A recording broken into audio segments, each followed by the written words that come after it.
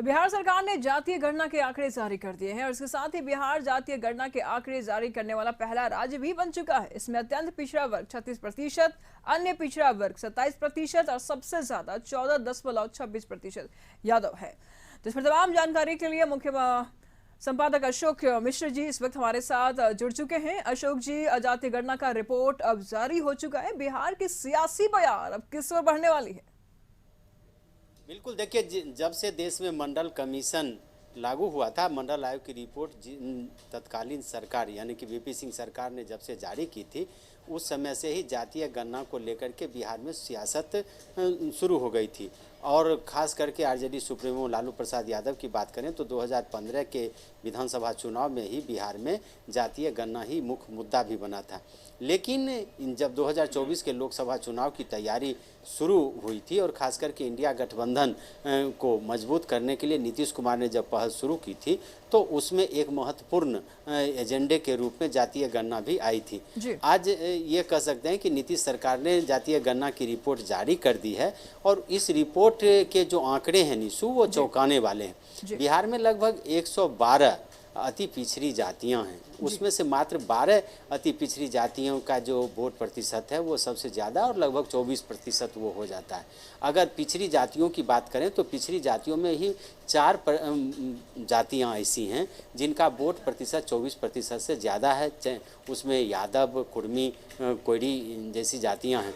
और दलितों की बात करें तो अनुसूचित जाति जनजाति में 2 प्रमुख जातियां वो हैं, पासवान और राम, जिसको रैदास कहते हैं। तो इनका प्रतिशत भी 11% से ज़्यादा है। यानी कि जो जातीय आंकड़े हैं 190 जातियां जो बिहार में हैं, उनका जो प्रतिशत है वो 1% से भी कम है वो, यानी कि उनकी संख्या जो है सो उंगली पर गिनने लायक है। तो ऐसी परिस्थिति में यह साफ तौर पर जाहिर है कि अति पिछड़ा हो या फिर दलित हो, इन सब में कुछ जातियां ही हैं जो प्रमुख रूप से राजनीतिक रूप से भी सक्षम हैं, मजबूत हैं, आर्थिक रूप से भी वो काफ़ी मजबूत हैं और कह सकते हैं कि उन्होंने ही अति पिछड़े वर्ग या पिछड़े वर्गों के हक को एक तरह से उसको कहिए कि उसका उपयोग किया है। अगर बिहार में मुख्यमंत्रियों की बात करें तो बिहार में 5 मुख्यमंत्री ब्राह्मण के हुए हैं, तो 4 यादव के भी हुए हैं। और जो अति पिछड़ी जातियां चाहे या पिछड़ी जातियां कुर्मी, कोयरी, तो वैसे में भी एक मुख्यमंत्री उसके हुए हैं। मुस्लिम मुख्यमंत्री भी यहाँ पे हुए हैं।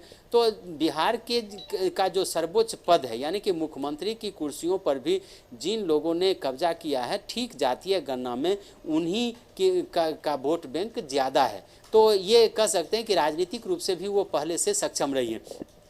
अगर आप इस जातीय गणना को सही तरीके से देखें तो बिहार में यादव जातियों की संख्या 14% से कुछ ज़्यादा है। और बिहार में अगर 243 विधानसभा क्षेत्र की बात करें तो उसमें अगर संख्या की बात हो या राजनीतिक भागीदारी की बात हो तो 35 से ज़्यादा विधायक यादव के नहीं होने चाहिए, लेकिन उनकी संख्या कुल मिलाकर के 61 है। यही हाल सवर्णों में भी है। और जो छोटी छोटी जातियाँ हैं यानी कि कह सकते हैं कि जिनका 1% से कम है या 2% से कम है, उनकी भागीदारी बिल्कुल नगण्य है। तो अगर महादलित या दलित की बात करें तो अनुसूचित जाति जनजाति में भी जो राजनीतिक रूप से मजबूत स्थिति में हैं वो वही हैं, चाहे वो पासवान हो या फिर देवदास हो, रैदास हो, तो राजनीतिक भागीदारी भी उनकी है। लेकिन इन सब के बावजूद भी जिस तरह से आंकड़े आए हैं, हालांकि इन आंकड़ों में बहुत ज़्यादा का अंतर नहीं है।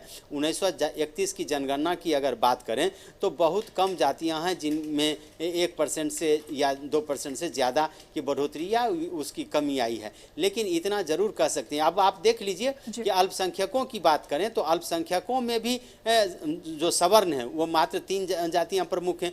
और जो पसमानदा आप कहते हैं तो उसमें 2 प्रमुख जातियाँ ऐसी हैं जिनकी संख्या सबसे ज़्यादा है अल्पसंख्यकों में भी।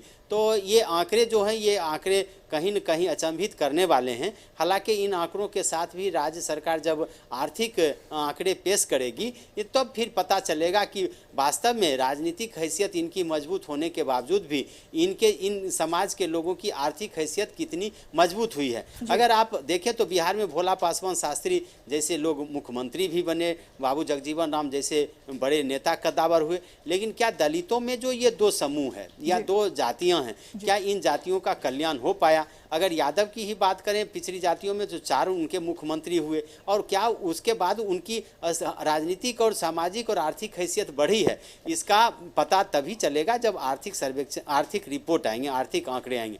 लेकिन इसमें सियासत शुरू हो गई है और इसी सियासत का असर है कि एक तरफ जहां राज्य सरकार या महागठबंधन के नेता इसे अपनी बड़ी उपलब्धि बता रहे हैं, दूसरी तरफ इसका असर समूचे देश में देखा जा रहा है। राहुल गांधी जैसे नेता भी अब कह रहे हैं कि इसे समूचे देश में जातीय गणना होनी चाहिए। दूसरी तरफ बीजेपी के जो नेता हैं वो अब सरकार को चेतावनी भी दे रहे हैं कि आपने जो जाति गणना कराई है उसकी जो रिपोर्ट आपने जारी की है उसके तुरंत बाद आप आर्थिक रिपोर्ट भी जारी कीजिए, यानी कि आर्थिक आंकड़े भी जारी कीजिए, ताकि हकीकत की जानकारी आम लोगों को हो सके। लेकिन इतना जरूर कह सकते हैं कि मुख्यमंत्री नीतीश कुमार ने जो संकल्प दोहराया था उसको उन्होंने पूरा किया है। आज वो अपने गठबंधन के सभी दलों के नेताओं की बैठक भी उन्होंने बुलाई है।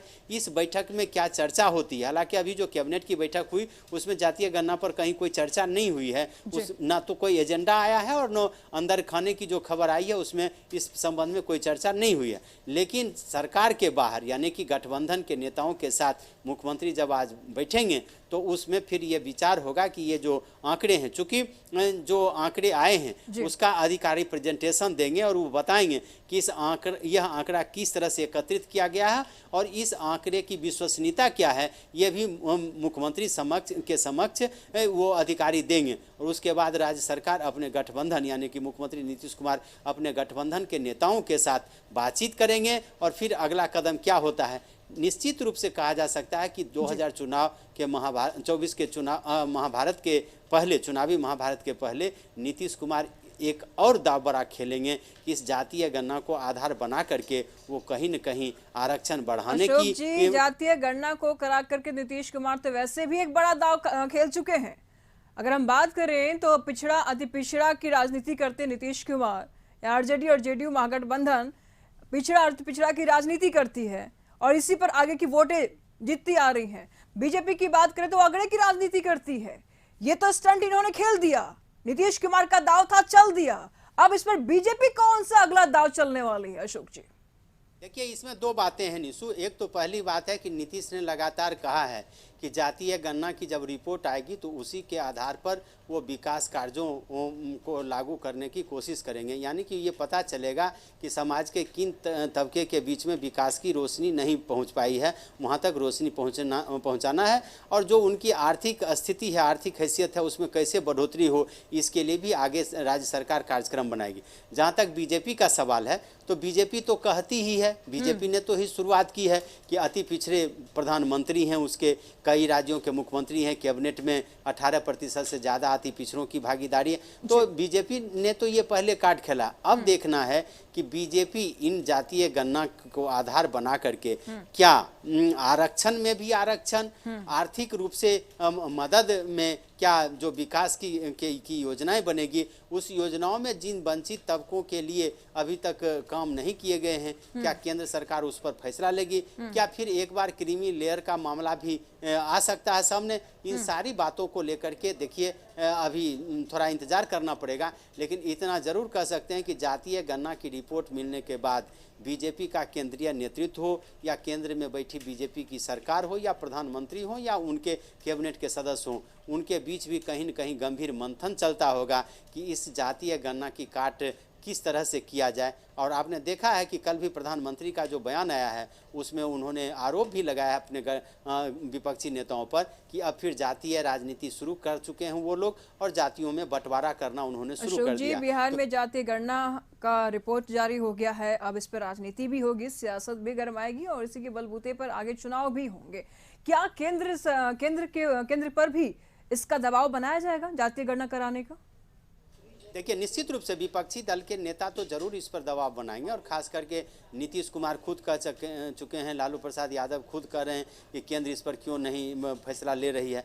तो ये दबाव बनेगा, लेकिन इस दबाव की काट भी क्या होगी, किस तरह से बीजेपी का केंद्रीय नेतृत्व, या यूं कह सकते हैं कि जो नरेंद्र मोदी के थिंक टैंक हैं, वो इस पर अध्ययन करके क्या अगला कदम उठाते हैं, यह देखना दिलचस्प होगा। क्या बीजेपी हिंदू कार्ड खेलेगी, और हिंदू कार्ड के में विभाजन करने के लिए जातीय कार्ड खेला है गठबंधन ने? तो इन सब बातों पर जो राजनीतिक विशेषज्ञ हैं, विश्लेषक हैं, वो भी तो नज़र रखे हुए हैं। लेकिन सबसे बड़ी बात है कि केंद्र सरकार का अगला कदम क्या होता है, इस पर सभी की नज़र है। निशु जी शुक्रिया अशोक जी आपका इन तमाम जानकारियों के लिए।